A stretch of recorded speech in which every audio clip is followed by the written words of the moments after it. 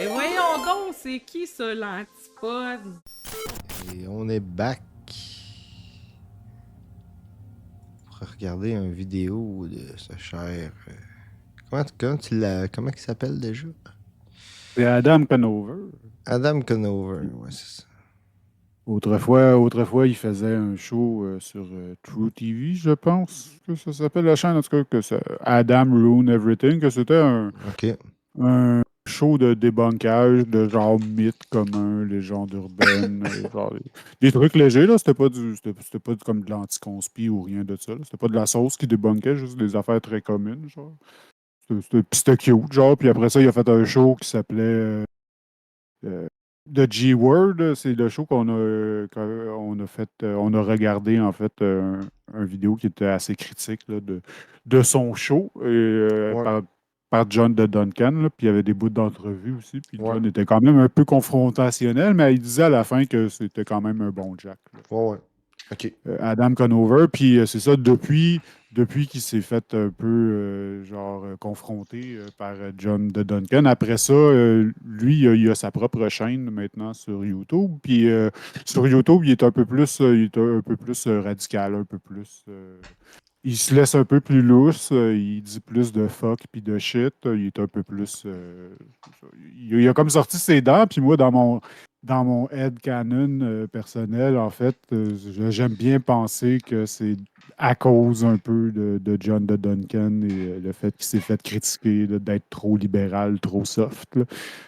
Moi, ça me plaît de penser ça, en tout cas, parce que je continue à le suivre sur YouTube. Puis, ça, j'ai regardé cette vidéo-là comme hier, puis, en fait, il parle d'un sujet qui m'est très à cœur, puis je suis très content, en fait, de voir qu'il en parle, puis qu'il prend cette position-là publiquement. Fait que c'est pour ça que je voulais le passer, puis aussi, ça laisse pas l'impression que c'est pas un bon Jack, finalement. He's a swell guy, comme dirait John Duncan. Ouais. Donc, John Duncan, tu l'as dit toi-même, là, il est un peu born to be tanné, là, il critique du monde, mais finalement, il les haït pas tant que ça, puis on n'est pas trop sûr, puis tu sais. ouais, c'est ça. Puis surtout, depuis qu'il fait ses vidéos sur YouTube, il a quand même remonté dans mon estime tranquillement. Puis là, cette vidéo-là aussi m'a fait. C'est un gros boost. Là. Bon. Quelqu'un qui prend position en faveur de la Palestine ou dans ce cas-là, des étudiants là, des campus qui faisaient des camps en support de la Palestine. Je trouve ça très brave dans le contexte actuel. Fait Bon, que, oui. Surtout dans le contexte américain. Là. ouais, c'est ça. Fait que, on écoute ça. Is it just me, or does America fucking hate college students? We tell kids that they have to go to college, that it's the ticket to a better life. And then as soon as they get there, we saddle them with debt, send the cops to beat the shit out of them, and torture them by making them listen to Jerry Seinfeld give a speech. The object I love the most is the clear barrel Bic pen, $1.29 for a box of 10. God, shoot me with rubber bullets! I don't want to be conscious for this! Sure, we like college students when they're blackout drunk or playing sports for our amusement without getting paid. But if students actually want an education, or even worse, use that education to think critically about the world around them, well, we call them snowflakes, hand them a bill for $100,000, and send the SWAT team after them. So what the hell is going on? I mean, higher education was supposed to be the fundamental stepping stone to the middle class for working people. So how has it become the most hated place in America? And why do we punish college students for doing exactly what adults told them to do? Well, the answer is that there has been a secret war by wealthy ideologues to destroy higher education in America, to keep working folks poor, powerless, and unable to fight back. And the people who run our nation's colleges are complicit in it. But before we get into it, I want to thank this week's sponsor, Ground News, and everyone who supports this show on Patreon. Because of your contributions, we are able to tell stories like this one that never get covered in traditional news outlets. So if you'd like to chip in and support our work, head to patreon.com/Adam Conover. And if you like stand-up comedy, well, guess what? I am on tour now in all of these fine cities near you. Wow, look how near to you they are. Head to adamconover.net for tickets. So campus protests were all over the news this year. We saw professors violently arrested, cops getting bonked on the head with big old water bottles, and college students shot in the face with rubber bullets. I'm sorry, but last time I checked, college students were supposed to be doing shots, not getting shot. This was shocking to watch. But with all of the breathless news coverage, it was easy to forget what the protests were actually about. See, the government of Israel's war on Palestine has killed nearly 40,000 people, many of them children. It's displaced almost 2 million people and has destroyed more than 390 educational institutions, including every single university in Gaza. And a lot of American college students objected to that. Critically, they objected to the fact that their universities were investing in companies like weapons manufacturers that profit from the war. Nearly half of Gaza's population is under 19, so it's not unreasonable that American 19-year-olds feel strongly about their tuition money being used to kill other 19-year-olds halfway around the world. But hey, if you want to know what these students actually want, you could always just ask them. UT Austin divest from companies complicit in the Israeli genocide of Gaza, including weapons manufacturing. Our money should not be funding a genocide. Please stop taking our money and giving it to weapons manufacturers. It's not okay with us, and we have a right to make that declaration. Even if you don't agree with them, these aren't insane demands coming from the people who, pay the college's bills. I mean, this is America. The customer is always right. If Bud Light drinkers can demand their beer be transphobic, why can't students demand that their dollars not be spent to fund the killing of children? But more importantly, these protests were part of a long tradition of activism on college campuses, a tradition that these same universities were celebrating just weeks before they sent the cops after their own students. Welcome to Columbia. We're so proud of our history of student protest, we call ourselves the Activist Ivy. We've honored our student protests against the Vietnam War by publishing a research guide, a special archival collection of items from that era, a metric ton of articles in our college magazine, and even classes about the 1968 protests, all commemorating our totally lit history of student activism. So if you would like to be Ouais, les protestations étudiantes, c'est le fun quand c'est dans le passé, puis que tu peux en parler, puis que tu peux dire ah, c'est donc beau, c'est donc cute, mais pendant que ça se passe, t'es pas content. Puis, Ouais, c'est une citation récurrente là, que je ne sais pas être attribuée à qui dit que les libéraux sont contre toutes les guerres sauf celles qu'on est en train de faire en ce moment, puis sont pour toutes les causes sociales sauf celles pour lesquelles on est en train de protester en ce moment. Ouais, c'est ça, exact. a part of that history and roll in Columbia. Well, hold on. What's that? Students protesting against the war in Gaza? Send the thugs! Send the jackbooted thugs! Haha, yes! Hit those children with your clubs! Brutalize them with your truncheons! Ooh, and make sure to save their bloody clothes for our special exhibit later. And it's not just Columbia betraying its own values. USC barred their own valedictorian from speaking at graduation because they were worried she might say something about Gaza. Why? Because her major was resistance to genocide. They were literally worried that she might talk about some of the shit they taught her on stage. Imagine if they did that with a biology major. Uh-oh, she might mention the Krebs cycle. Ban her from graduation. At UC Irvine, the 2024 academic year was dubbed the Year of Free Speech. Their chancellor even taught a course on the importance of free speech on campus. But the minute that those students actually used that free speech, that same chancellor called in a prison bus and hundreds of cops to brutally arrest peacefully protesting students and faculty. Yes, we love to encourage our students to speak freely, as long as they say exactly what we want. With all these universities literally using physical force to stop their students from speaking, you'd think that all the free speech crusaders would be on the student side, right? Like Senator Tom Cotton, who's been complaining for years that free speech is under attack on college campuses. That guy must have been rushing to defend these students, right? We're here to discuss the little Gazas that have risen up on campuses across America. They're disgusting cesspools of anti-Semitic hate, full of pro-Hamas sympathizers, fanatics, and freaks. We're here today to discuss the little Gazas, disgusting cesspools of sympathizers, fanatics, and freaks. I mean, is it just me, or does this guy sound like he would have told the Beatles to get a haircut? I mean, sympathizers, fanatics, and freaks sound like exactly the sort of people who need free speech protections. I didn't realize that the First Amendment had a no... Je vais lire le commentaire à Pierre. Je sais pas si vous avez lu les commentaires sur les occupations de McGill et UQAM récemment. Comme ceux sur SC Sciences Po Paris ont eu droit à toute la panoplie, ordre et morale, obéis et ferme ta gueule. Gaza a une terre israélienne et on va te le rentrer dans la tête de force. J'avais vu Il un faisait les professeur mêmes. de McGill. Mais Il ouais. faisait les mêmes équivocations douteuses que Tom Cofton faisait là, à propos des supporters là, de la cause palestinienne, là, les campements. Là, il disait ça, c'était des terroristes en puissance, des islamo-gauchistes, bien sûr. Il disait aussi que les campements étaient mal propres, mal tenus, un danger pour la sécurité publique, un risque d'incendie, toutes les choses. Là. Il nous les passe toutes, là, c'est sûr. Là. Et aussi que Oui, ça c'est toujours les mêmes met. raisons, tu sais, parce que, tu sais, écoute, il y a quelques déchets qui traînent à terre dans un campement de gauche, puis c'est un danger d'incendie, mais dans un campement de Farfadet, dans un convoi, il y a des cannes de propane, puis du gaz, puis... Ouais, c'est ça.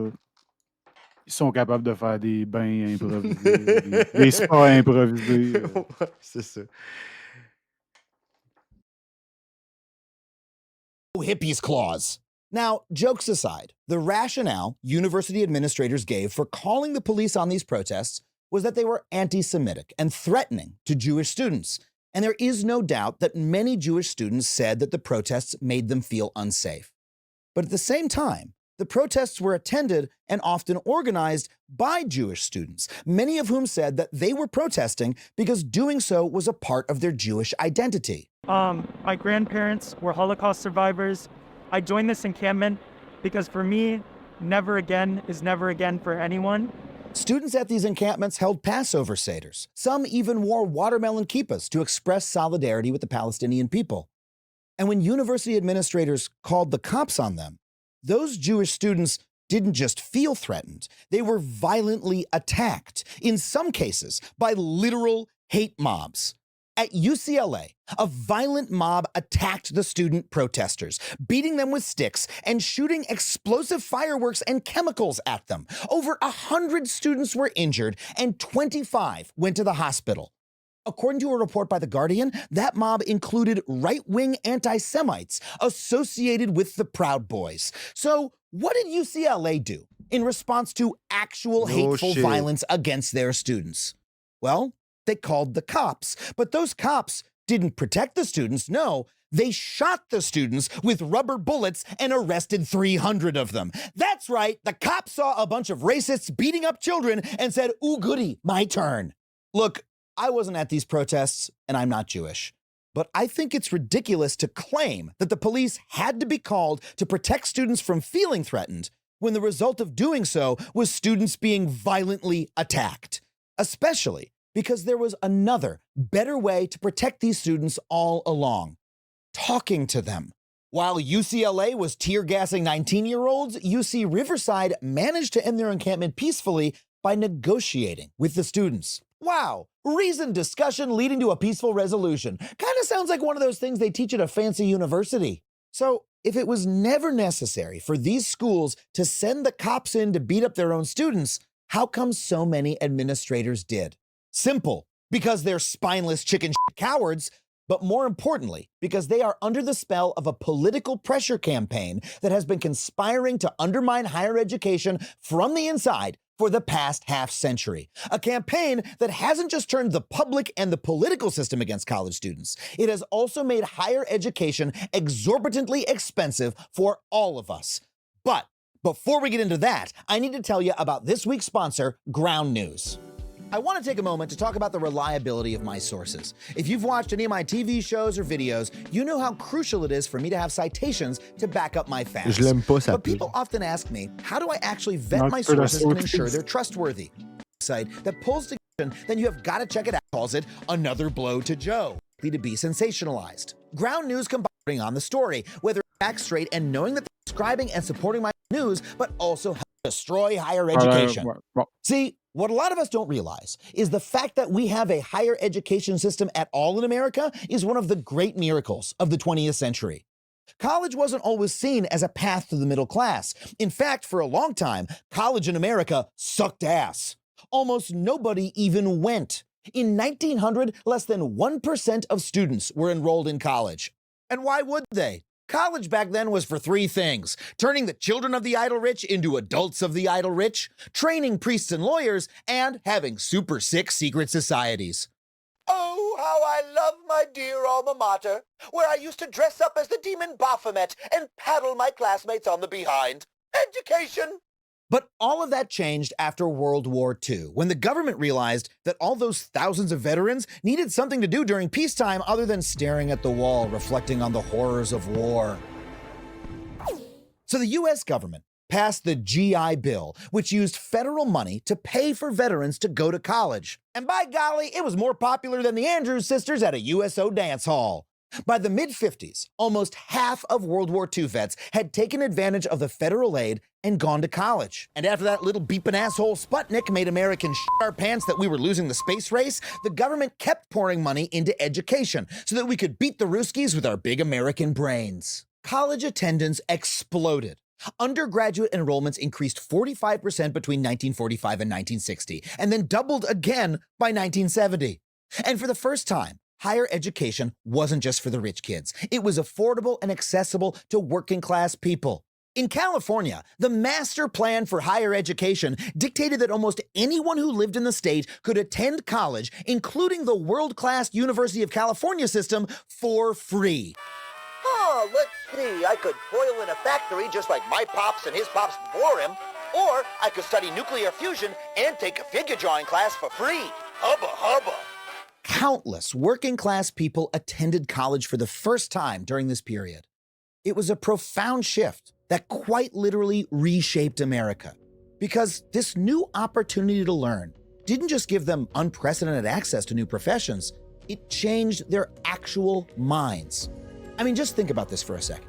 College is the only place where we cultivate and study certain subjects. Philosophy, the study of why we know what we think we know. Political science, the study of the political systems that we build. Sociology and anthropology, the study of humanity itself. Gender studies, race studies, the list goes on. These are powerful, transformative ideas. They help you see the world differently and help you to understand the systems in which you live and how you might change or fight back against them. And now, for the first time, average working people had access to those ideas and could study them, learn, and grow. It was a big fucking deal. And hey, you know what else happened during this time? The Vietnam War. So a lot of these newly educated students thought, hold up, I've studied political science. Maybe what my government is telling me about this war makes no fucking sense. And I've studied math. If I have 10 friends and 10 of my friends die in Vietnam, that means I have no friends. So a wave of student protests swept the country. And if you look back on it, you can see that this was the moment in which the people actually running the country started to wonder, hold the fuck up. Did we make a mistake by giving all these average Joes an education? Why, we thought they'd learn how to design bombs, not think about whether or not we should drop them. Maybe we don't actually want these peons to have the gift of knowledge after all. So, they began.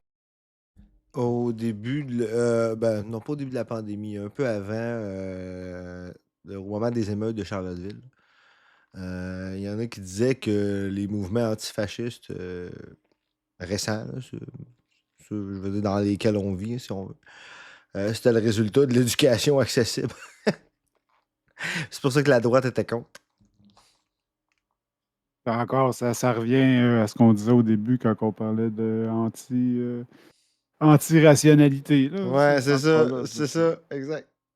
Mais c'est intéressant de noter, genre, même quand que l'État fait la bonne chose, c'est dans la poursuite de ses propres intérêts, là, ils voulaient avoir plus de scientifiques, fait que là, ils se sont dit, on va leur donner de l'éducation, on va avoir plus de scientifiques. Tu sais. Mais c'est ça.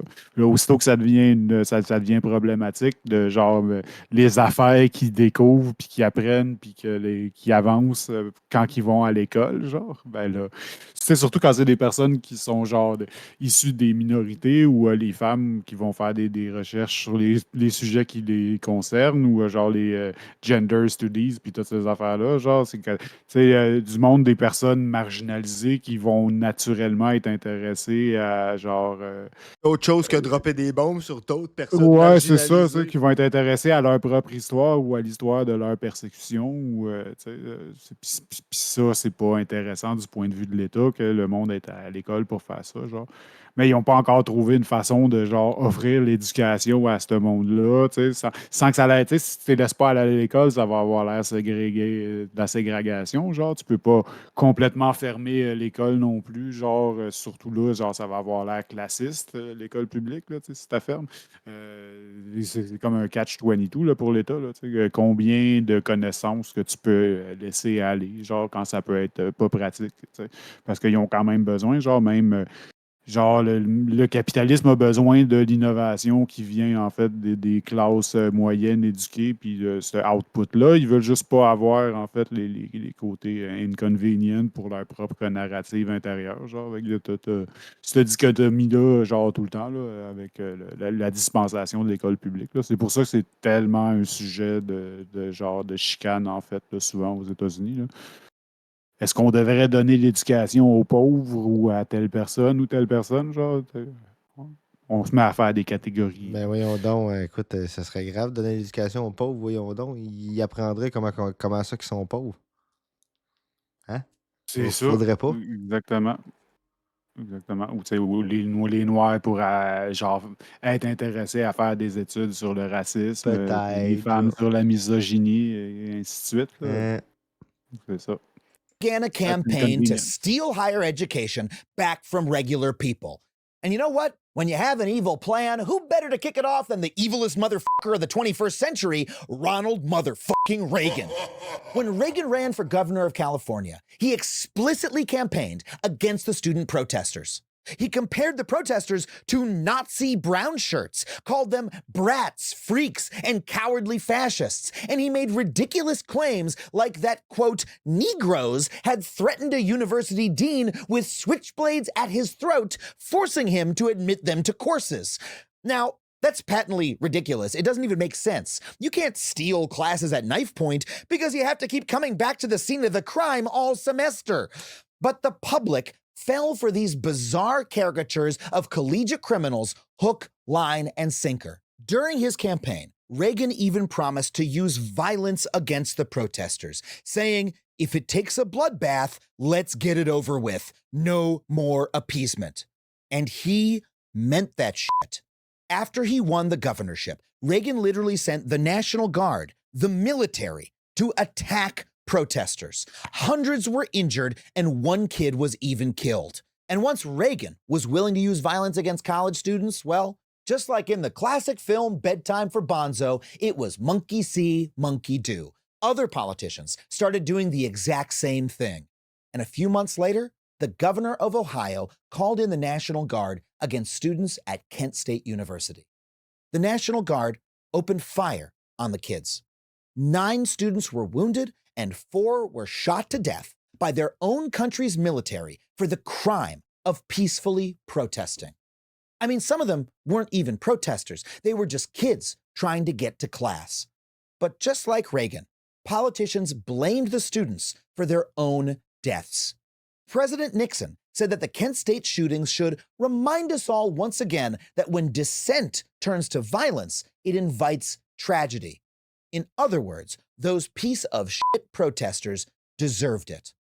Huh, kind of sounds like someone else we know. These little gothas are disgusting cesspools of sympathizers, fanatics, and freaks. I just cannot get enough of doing an impression of this guy.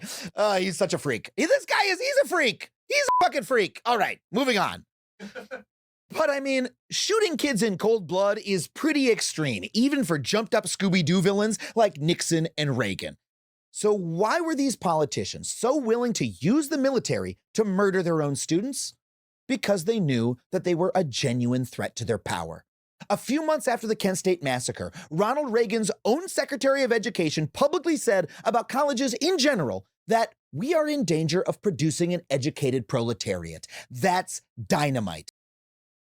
Tu sais, quand ton ministre de l'Éducation dit ça, là, hey, on est à risque d'éduquer les pauvres. Tabarnak. Hein? Faudrait surtout pas faire ça. Faudrait surtout pas. Faire ça. Oui, Deux Pink faisait un commentaire sur Pierre Dion. Ben, je veux dire, Pierre Dion haïssait déjà toutes les personnes. Ouais. Genre, ils ont pas appris à haïr. Ils ont juste dit toi, t'es le bienvenu avec ta haine. Là. Genre, toute puis- la haine est le bienvenu dans notre grande tente. Là, Moi, je pense que Pierre Dion, il haït sa propre mère. Là. Ouais, ben, je veux dire, je pense qu'il est juste fâché. Ouais, Je pense que c'est un contre effet tout. secondaire de ce qui se crisse dans le nez, là, mais en tout cas, Ouais, non, mais pas faire de généralisation. Limiting people's access to education, saying that we have to be selective on who we allow. And that hinted at the next phase of their plan. Because how did they make college more selective? Simple. Reagan killed free tuition, instituting high fees across California's university system for the first time ever, and beginning the long slide to college being so expensive you have to put yourself in a mountain of debt to access it. Before Reagan, tuition at a University of California like Berkeley was free, but now it costs about 20 grand a year, and that's before room and board.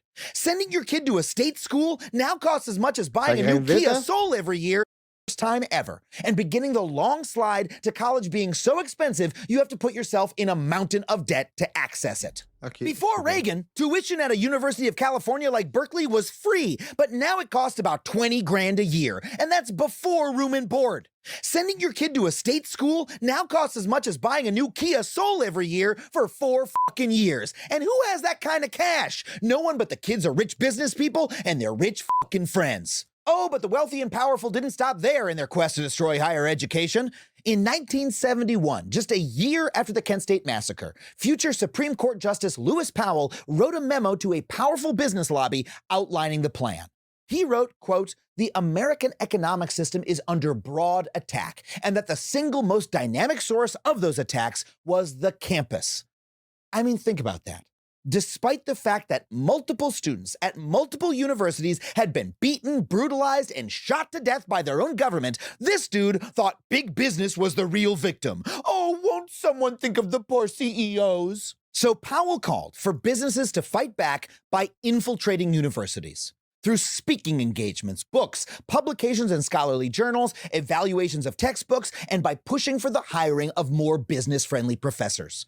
Conservative think tanks ran with this plan, paying for Powell's propaganda program and funding books and articles that made the case to the public that higher education was indulgent and un-American.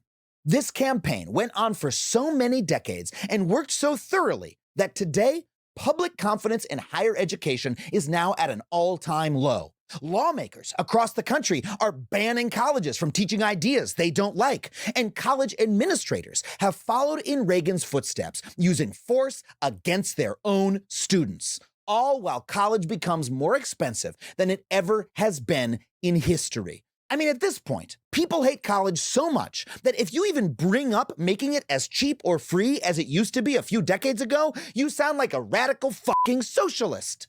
I mean, think about what a tragedy this is. Post-World War II, America started bringing higher education to average Americans for the first time ever. Education that opened doors, that helped people rise up in the world, that helped the less powerful build power. And then the rich motherfuckers on top destroyed it because they didn't want us to have it.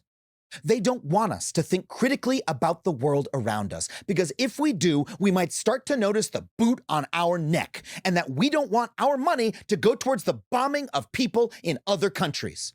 The rich and powerful don't treat students and faculty as a punching bag because they're naive or entitled or fucking snowflakes. They punish students with violence and debt because education makes us powerful, because education is a threat to the system that exploits average Americans and people all across the world for profit. Now, there actually is one bit of good news in this story. Because despite the fact that college is more expensive than ever and people have to take on way too much debt to get it, more Americans are also getting college educations than ever have before. And that means we have a chance to use that education to see what's happening for what it is. We can use our history degrees to understand how we got here, our political science degrees to analyze how the powerful are trying to screw us, and hell, even our supposedly useless English degrees to explain to each other what is happening and why. And if we can do that effectively, maybe we can stop the politicians from using this wave of campus protests to accelerate their war on education like they did the last one. Because the truth is that education is power. And don't let anyone convince you that the people don't deserve it. Alors, shout-out aux camarades de Conover qui Ouais, ça, commencent à se radicaliser. c'est une belle fin, ça, quand même. J'aime ça. Ah non, il a fait une bonne job, cette vidéo-là. C'est sûr que ça me tentait de le passer. Ah, écoute, moi, je vais prendre le temps de remercier tout le monde dans le chat, tout le monde qui était là, tout le monde qui a commenté, même ceux qui sont partis plus tôt. Puis, notamment, notre nouveau partisan qui nous a suivis pendant la pause tantôt que j'ai remarqué, Dentifrice. Merci beaucoup pour le follow. Ouais.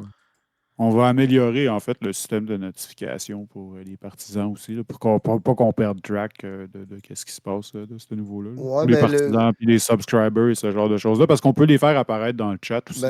Ouais, j'avoue que dans le chat, ça pourrait être une bonne idée, parce que, tu sais, mettons, dans l'écran, j'ai copié le truc dans toutes les scènes, là, fait qu'il devrait pas avoir de problème. Mais dans le chat, j'avoue que ça pourrait être bon, tu sais, pendant que, tu sais, s'il y en a pendant les pauses, puis des choses comme ça. Ouais, ou ça peut être facile à manquer dans l'écran pour nous deux, Ouais, parce c'est que on ça. regarde d'autres choses. Ouais, exactement. Ça pourrait être très... Bref, ça fait partie des améliorations Ouais. qui s'en viennent à notre propre rythme de team divergente. Exactement. C'est ça. Ben donc, ouais, merci à tout le monde d'avoir été là ce soir. En fait, l'audience et la conversation Ouais. étaient très solides. C'est exactement ce qu'on veut voir. En fait, je pense qu'on a eu bien du fun. Tout le monde a manifesté aussi leur appréciation. Ouais. La vibe était bonne. C'est toujours très plaisant, en fait, de passer la soirée avec vous. Effectivement. C'est toujours très agréable. Écoute, je vous dis, j'aime bien la manière dont notre auditoire évolue et tu sais, tranquillement avec des gens agréables qui participent, c'est toujours plaisant. Personnellement, je le dis tout le temps, c'est la qualité qui compte, pas la quantité. Puis tu sais, c'est vraiment, moi, je préfère avoir, tu sais, comme là, gars, je regarde, il y a 13 auditeurs, je préfère avoir 13 auditeurs puis des gens qui participent, que d'en avoir 300 puis dans le fond, personne parle, puis tout le monde est là, tu sais. Des fois, tu te demandes quasiment si c'est des bots, là, tu sais, fait que non. Ouais, c'est ça. De toute façon, le volume, pour nous autres, c'est pas très important, Non. étant donné qu'on fait pas d'argent avec les annonces. Qu'est-ce qu'on veut, c'est en fait une belle communauté Ouais, solide, c'est ça. solidaire, donc inclusive et contente de se rejoindre 2 fois par semaine pour parler de politique et de la vie. Ça fait plaisir, tout Pink. Écoute, c'est pour ça qu'on est là, c'est pour ça qu'on stream. Fait que, ben écoute. Encore merci pour toutes les Ouais. gifts. Les gifts. Oui, effectivement. Merci à tout le monde qui se sont abonnés, qui ont fait des abonnements, puis des bits. Notre premier Hype Train, c'était quand même un level 3. C'est comme premier Hype Train, c'est très, très apprécié. J'apprends encore à comprendre comment tout ça fonctionne, mais bon, c'est une preuve d'appréciation. Au moins, ça, c'est quelque chose que je comprends. Donc. Ben, de ce que j'ai compris, c'est quand il y a des bits puis des abonnements en même temps. Genre, ça commence un Hype Train, puis quand le monde il continue, ben, le Hype Train il monte. Fait que, OK, c'est comme ça. c'est comme ça. C'est comme ça. Fait que sur ça, on va vous laisser avec notre tune habituelle, notre générique habituel. Plugger notre show de vendredi aussi. En fait, c'est le même show qu'on comptait faire vendredi passé. Donc, ça va être la conférence gesticulée. Donc, c'est un mélange, si j'ai bien compris, un mélange d'éducation politique avec un stand-up comédie. Donc, ça va être très intéressant. Une forme d'entertainment politique. Fait que c'est pas mal ça. C'est ça, une nouvelle forme. Ça va être rafraîchissant. Puis ça va être en français aussi. En plus. Fait qu'on va pouvoir ne pas contrevenir à la loi 101. Ça va être parfait. On se fera pas coller par le CRTC. Ça va être parfait. C'est ça. Donc, un vendredi à 6 h. Exactement. Sans CRTC, mais on espère de vous voir. Sur ce, bonne semaine. Prenez soin de vous.